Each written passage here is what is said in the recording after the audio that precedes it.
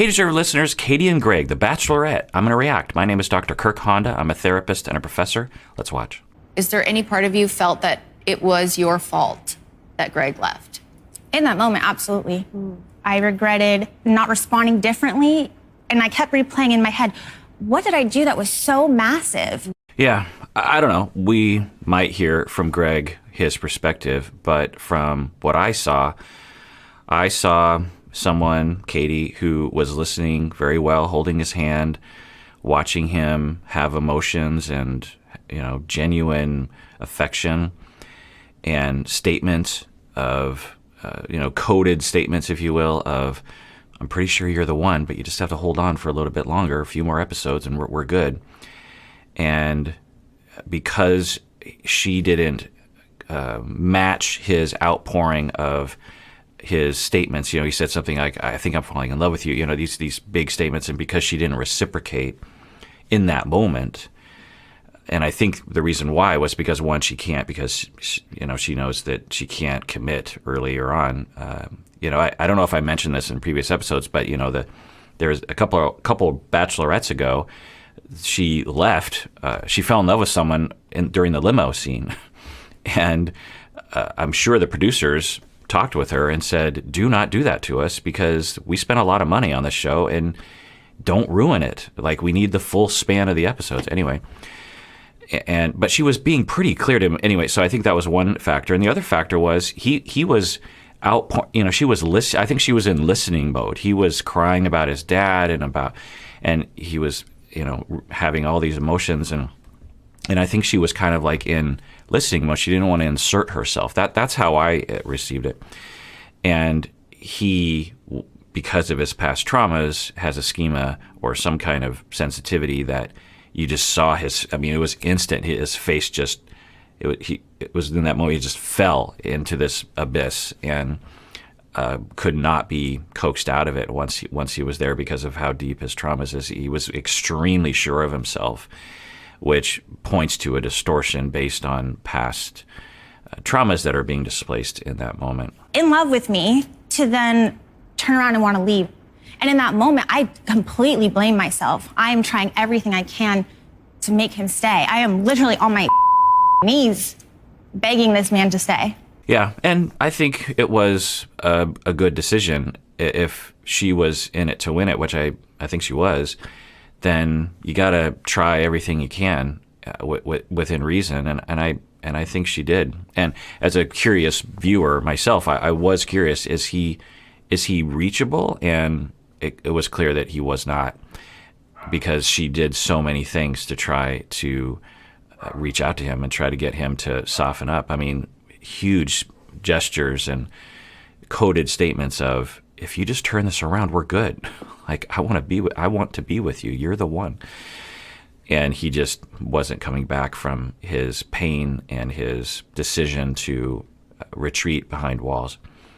So, I'm guessing for her, she feels slightly humiliated, but I think it was the right call. I think a less mature person would have been like, well, fine, screw you. And she didn't do that. She pursued, I think, reasonably. And then when it was clear that he wasn't open, she, packed it in.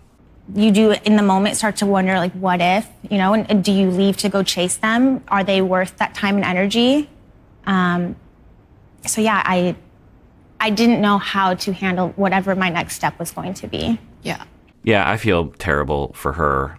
She was a great partner to Greg and very gracious, a good listener, nice, chased him, did everything she could, and to be rejected like that's got to take a toll on your self-esteem for sure. For you, things kind of went downhill really quickly. Right. Saying what I said to her on that couch, I haven't opened up to anybody like that in my entire life. And I felt like I was giving her my everything. All right, so he's said this before, and his family were also indicating that he is closed and hadn't talked with them about the death of his father, which was surprising to me because he seemed so open and so emotive with Katie on the show. And I thought, he seems like a well-balanced, emotionally a mature individual, and then to hear that that was the exception. It was still a healthy expression of emotion, but to learn that it was extremely rare, and he is confirming that, points to some kind of difficulty. It'd be one thing if he said, well, normally I'm emotional and healthy in that way, but she just brought out a lot more of it. That's not what we're hearing. What we're hearing is, I think, is he's usually completely shut down, and he felt comfortable enough for whatever reason. And we have to wonder what effect the cameras had on him as well. Or just falling in love. That can often cause people to have an outpouring of emotion, which is a good thing. It helps to bond people. So we imagine that he has something going on in his past that would result in him being closed to begin with, that would result in him not being able to, in a healthy way, express his emotions when he's not on the show. And then when he was so vulnerable, so the one of the reasons why people avoid meeting their needs through expression of emotion is because they're terrified of being hurt. And so they retreat, and because they've been hurt so many times. Maybe not like through abuse. I mean, obviously that could be the reason, but it also could just be subtle neglect. And I've seen this in a lot of clients where they'll talk about their families like, oh, my childhood was great, everything was great, and and I believe them. But then when we start to investigate the nuances of what their day-to-day life was at home when they were growing up, 0 to 10, we discover that the parents were maybe distracted, or the parents' parenting style was a little hands-off, or the parents were working a lot, or one of the parents was depressed or dealing with a physical illness, in and out of the hospital. And although the parents are loving, these factors can interfere with a child's need for attunement. And when you're 4 years old and you're reaching out for love and attention, and for whatever reason no one is responding, the 4-year-old doesn't know what to do. They don't know, well, mom's just depressed, she'll have a better day, or dad's just really sick, he'll be out of the hospital soon. The 4-year-old has to deal with it in the moment, and one of the available coping strategies for people, which is clear from the data because a lot of people have this coping strategy, is to avoid and turn off their emotions. It doesn't mean they don't turn off their emotions, they turn off their access to their emotions. Their emotions are still happening, but they're not aware of them. And then his dad dies, and so it sounds like he was still in that mode of avoidance and putting up the walls and trying to avoid being hurt by not even recognizing his emotions. Maybe he goes on the show, falls in love, boom, all of his emotions come out, and then that 4-year-old worry might have crept in. I don't know. This is complete speculation. I'd have to ask Greg if this makes sense to him. But that worry creeps back in of just like, you're extending yourself, you realize you're breaking all the rules. It's been 25 years of you following a certain credo, and you have protected yourself, and you've just completely overextended yourself and made yourself way too vulnerable. And we know that this is a bad thing. Think Inside Out, the movie. There, one of the cartoon characters in there is just like, emergency, emergency. And but in that moment, there was a part of him, I think, that was like, well, maybe she will respond in a way that will make me feel safe. But because she's on The Bachelorette, she couldn't fully. I think if they were not on The Bachelorette, she would have fully reciprocated, and then he might have been a little upset, but I think he would have been okay, maybe. But because she's on The Bachelorette, it kind of throws a wrench into her ability to really reciprocate his expression. And that's when that alarm bell, the Inside Out character in the mind just presses that button and says, run, we are done here. You broke the rules. We are not going to do this ever again. We learned through years of experience that we do not do this. And why did you do this? Run, run, run. I don't know. It seems like a viable hypothesis to explore. I mean, like she said, she didn't want to say those words to anybody or go that deep with someone until the very end. So I think that's really where our disconnect lies. Interesting that he's focusing on that, because there were so many other statements from her indicating that she absolutely was in love with him and wanted to be with him. but he was, he's looking. And we often do this, that when we have a feeling, whether it's rational or not, and let's say it is irrational, we will look for evidence that will justify our feeling instead of wondering, maybe I'm distorted right now. And then once we find data that matches our feeling, we'll go, okay, that's right. I have a congruent feeling. I'm not crazy. This feeling is rational. And we do this all the time in relationships when we feel like, am I being rejected right now? I feel like I'm unsafe. And then we cherry pick out of 100 data points. We pick the one thing that justifies our feeling, and we focus on that instead of seeing all the other data that contradicts it. We have a bias in that direction, confirmation bias. And so for him to really focus on the fact that she wasn't saying I love you as indication like there was a danger, that didn't seem like rational to me, but I don't know. She found her person, and I'm grateful for her, honestly, no matter what. She showed me another side to myself. She brought happiness into me when I didn't know it was really missing. I mean, that's really sweet. He could be a jerk face in this moment. He's not. He's like, I'm happy for her, and it seemed genuine. And she brought happiness, for the span of time that I had with her, those feelings I had. I hadn't felt happy in a long time. And that's another key point to focus on for us watching, is that he seems like he's happy. He seems like a lighthearted person. But we've heard from himself and other people that is not the case. He's been sad for a long time, even before his dad died. So I think he struggles a lot. And when you have that tendency and you're disappointed relationally, the depths of what you can fall into is much greater.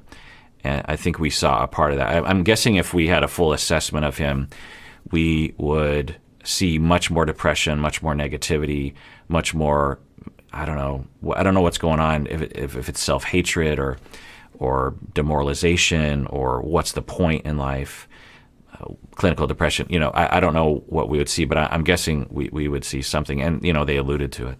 You're saying that I'm not validating you enough, but it's like, you got a first impression rose, you got a first one-on-one, a second one-on-one, every single group date. And in the moment, I'm not realizing this, but I'm watching it back. I am giving you validation every single week. Yeah, I agree. And her accusation is that he never intended on getting engaged.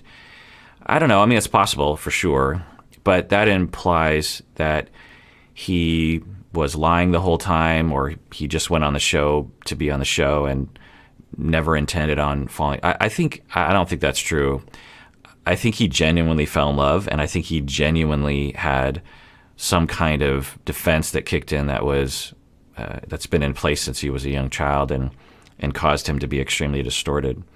But it's normal. I mean, she got dumped pretty hard, and it's like, if you don't understand defense mechanisms, if you don't understand schemas or personality, which why would people that don't do this for 25 years, then you're trying to look for an explanation. It's like, why would that happen? Like, it doesn't make any sense. I gave you so many reasons to believe that you were the one for me, and you just left. The other thing I'll say is that a lot of people are asking me if he was gaslighting. So let me explain what the definition, and listen to my whole deep dive on gaslighting. It's like, I think it's called like, is this gaslighting? I think it was an episode I did about 6 months ago with Umberto. But the definition of gaslighting, so we've been using, in my field, the word gaslighting has been around for decades. It's been on the internet heavily over the past couple years. But we've been using this word in the clinical world, particularly the domestic violence, intimate partner violence world, for decades. And what it means is when you have an abusive partner, intimate partner violence partner, high control, they will gaslight the victim by making the victim, they'll go on a campaign, and it's purposeful for the most part. Sometimes there's some unconscious parts to it, but it is purposeful because the high control individual, the abusive individual, wants to control the victim in various ways, physical and emotionally, but also they know that if they can make the victim feel like they don't understand how to evaluate reality, then they'll have more control over that person. So if the high control person were to stay out late at night one night and, cheat on her or something, cheat on the victim. I don't want to genderize it because it can be any genders. So the abusive person is cheating, comes home, and the victim is saying, "Where were you?" And the abuser is saying, "What are you talking about?" And this is maybe a week later. The victim was like, "Well, remember that night when you were out all night, and I saw on Instagram you were with that other woman, with that other person." And the abuser is saying, "I don't know what you're talking about. Are you high right now? Were you drunk? What's going on? Are you taking too much Xanax? I came home on time. I don't know what you're talking about. In fact, you can text my friend. We came home on time." This is a conscious effort, and you do it over and over and over again. Now, it has to be voluntary. Now, with gaslighting, there can be gaslighting effects on people where you actually feel like you're going insane. You feel like your ability to evaluate reality is compromised. You can have effects like that from people who aren't intending on doing that to you because they're just trying to cover up their tracks, or they're afraid of losing you or something, or they're just prone to lying. So gaslighting is very specific. It's an intentional act. It's a campaign. It's long term, and it's in my world. It's always in the midst of an abusive relationship that is for years, right? Potentially. So when people in internet terms today use the word gaslighting, I don't know exactly what they're talking about. And in this episode that I did on is this gaslighting? I think that's what it's called. We actually had a bunch of people email in, and they said, "I think I was gaslit in this situation." And some people submitted stories where I would say, yes, it does fit within the clinical literature definition of gaslighting. And other people submitted stories that it didn't. So the other thing that we'll say is that the word all words in the English language morph over time. And we might be seeing the word gaslighting change, which I guess I'll adjust to. But the problem is it diminishes those people who are legitimately, in my mind, being gaslit. If we broaden the term gaslighting, then we need a new term for those people who are being gaslit in an abusive relationship, because it's very specific, and it's very important that we have a valid term for that experience. So when it comes to these two, people are saying that Greg gaslit her. So according to I think what they're saying is that Greg was trying to get her to commit early. That's what I think people are saying, because Greg was upset that she wasn't saying, "You're the one, you're the one, you're the one." And he was purposely playing a game with her. I think sometimes people, when they're using the word gaslighting, they think it means playing a game. Like you're not being upfront with someone.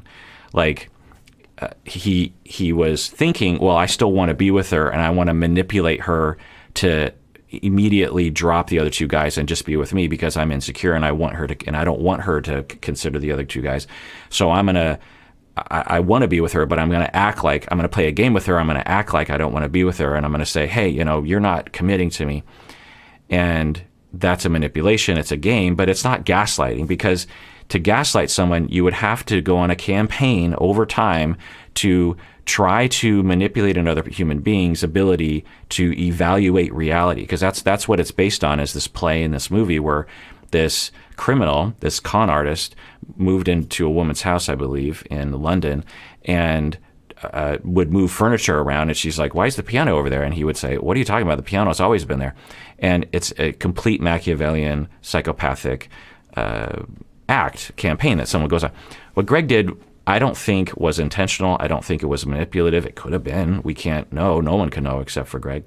But it didn't look manipulative. And the fact that he actually did walk away in the end tells me that he did turn on a dime and didn't want to be with her. Now she's saying he never wanted to get engaged, which I don't believe that to be true. It's possible. Of a lot of the people that I've seen on reality TV, in a way, Greg almost seems really genuine compared to other people, really honest, almost like too honest at times. And that was expressed when he was like, "Can we just do away with the whole Bachelorette lingo here? Because this is real life." We remember when he was saying that. And as I'm watching those scenes, I'm just like, but you're on a TV show, bud. Like, you can ask for that, but it's not going to happen because you're on a TV show. But I understood the frustration he was feeling. But anyway, let's continue watching. And for you to do a 180, I feel like you were looking for the perfect opportunity to escape because you were never ready for an engagement. I'm honestly so confused as to why you think that. Right. Now, if I were him, I would say something like, I can see why you would think that because of how things went down, and I just want to say I'm really sorry. I have issues, but that wasn't the case. I was totally into you. I was totally in love with you. I totally wanted to be with you. And then that one conversation, like something happened to me, and it just completely tweaked me, and I got this vibe that you just didn't really love me. I don't know. Maybe I'm wrong, and it terrified me, and it hurt me, and I panicked, and I didn't know what to do, and so I left. And he could say something like that. Let's see what he says. I feel a hole in your heart. Yeah. Yet you treated me the way you did. You spoke down to me. You didn't even bother to say goodbye. You say you love me, but I don't think you know what love is. Because that was a time I needed you the most, and you ran away. Yeah, everyone's going to clap to this, which I get why she's upset. She has every right to be hurt and angry, for sure.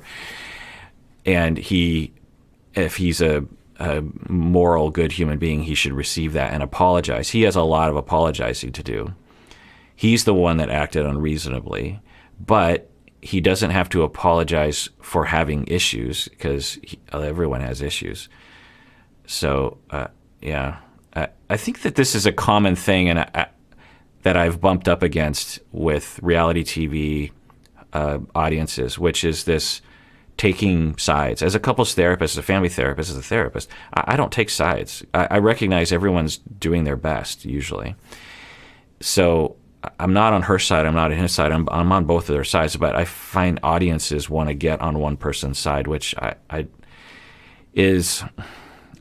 what do I think about it?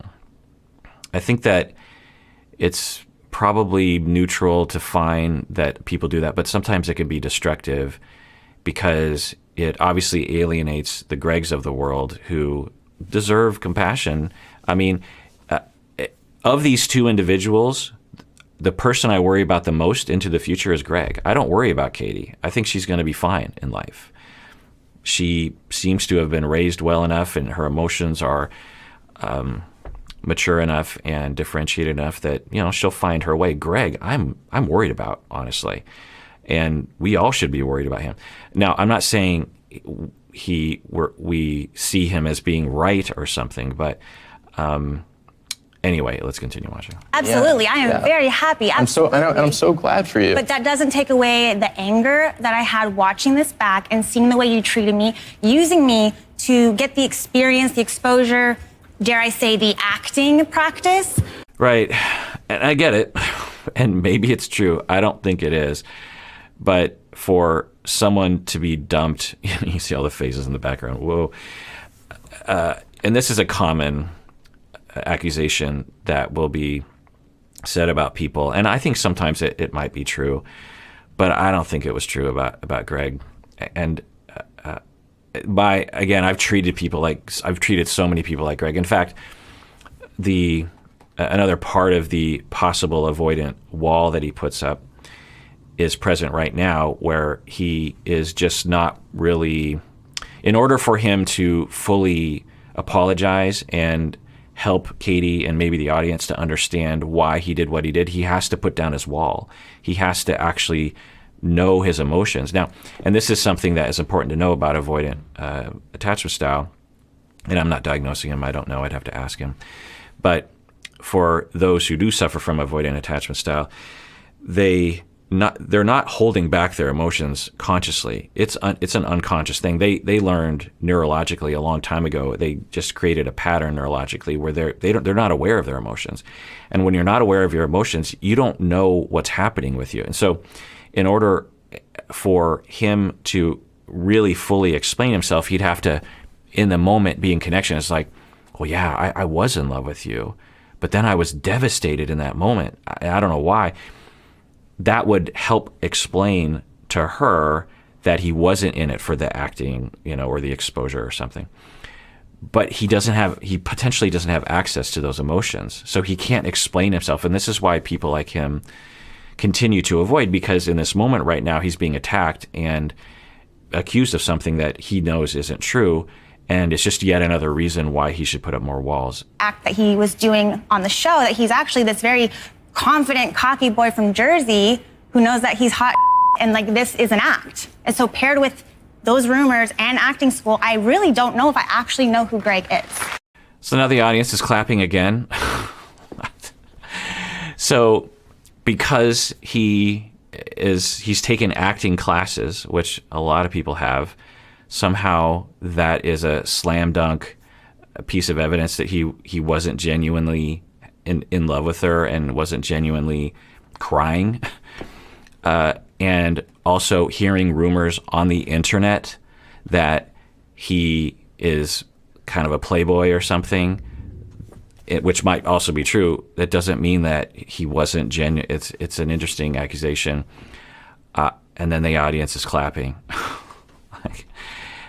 And we wonder why people put up walls, honestly. It's like, I don't know, this is upsetting. Now, I get why Katie is entitled to her anger. She's entitled to her hurt. Absolutely. She was dumped. She was devastated. She was in love with him. She wanted to, I think, spend the rest of her life with him. And because she didn't listen well enough in the moment, when she was listening very well, she gets dumped a few days before getting married. Yeah, that's awful. She's entitled to that. But I don't know. I feel like the audience should know better. And maybe they're just trying to support her. They're just being like, yay, Team Katie, and it's fine. But I don't know. It's interesting because I don't usually watch reality TV where there's an audience that is sort of agreeing with things. So I'm just kind of like, oh, come on, audience.